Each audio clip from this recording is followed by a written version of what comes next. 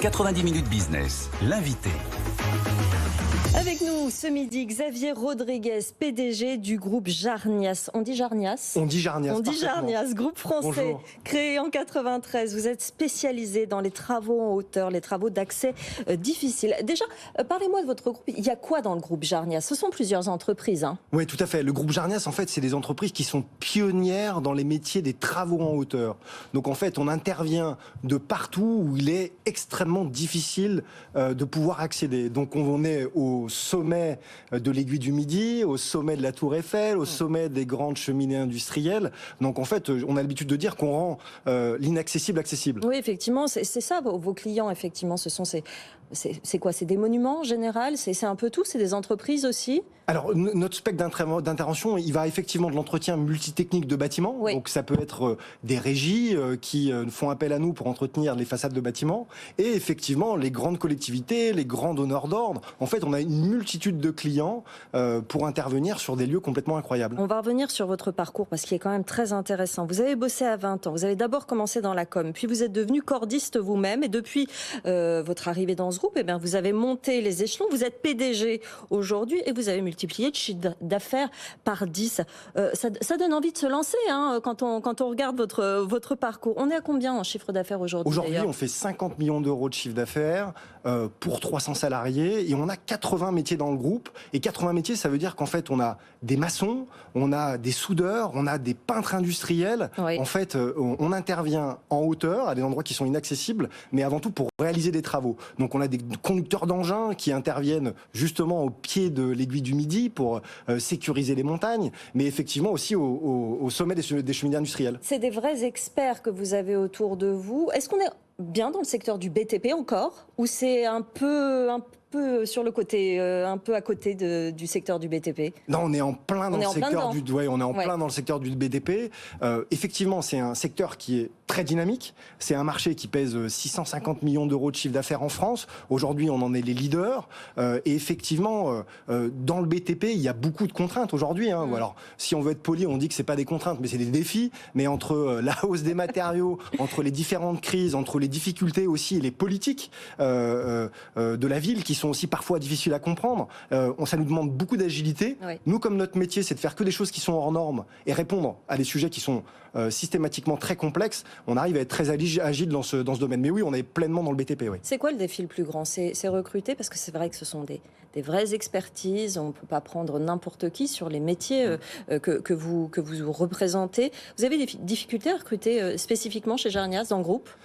Comme tous les métiers du bâtiment, aujourd'hui, en fait, il est difficile de recruter. Mais si je peux vous expliquer en quelques mots ce qu'on fait, quand on fait le lundi matin, son bureau est le sommet de la Tour Eiffel, ou alors la semaine d'après intervenir sur les voûtes de Notre-Dame après l'incendie, ou effectivement sur la mer de glace, ou sur une cheminée industrielle à son sommet, ça donne quand même une perspective et une hauteur de vue. Et effectivement, dans les métiers du BTP, on arrive chez nous à attirer les talents. Alors attirer les talents qui ne sont pas immédiatement opérationnels, oui. C'est pour ça que la formation est un enjeu clé pour nous. Et donc on a développé notre Jarnias Academy pour rendre les gens qui sont immédiatement opérationnels. Oui, j'allais vous poser la question, aussi, évidemment, pour ces métiers très spécifiques, métiers passion, c'est ce que vous dites quand même. Oui, en tout cas des métiers d'experts. Alors c'est des métiers d'hyper professionnels de la sécurité d'abord, et puis hyper professionnels des travaux, parce qu'on vient cumuler un ensemble d'expertise et de compétences. Donc oui, c'est difficile de recruter. Sandra, si vous le permettez, j'aimerais lancer un appel. C'est-à-dire que aujourd'hui dans le groupe, on a une croissance qui est extrêmement forte. On a fait 25% de croissance organique tous les ans. Cette année, on est passé de 25 millions d'euros de chiffre d'affaires à 50 millions d'euros de chiffre d'affaires. On prévoit une croissance de 40% sur les années qui viennent chaque année, en développant notre activité en Europe pour devenir les leaders techniques européens. Et j'aimerais lancer un appel en disant que tous les gens qui ont envie de travailler, mais qui ont des profils qui sont parfois pas complets, c'est-à-dire où il manque un bout de compétences. Nous, on sera là pour les former. Contactez-moi sur mon compte LinkedIn.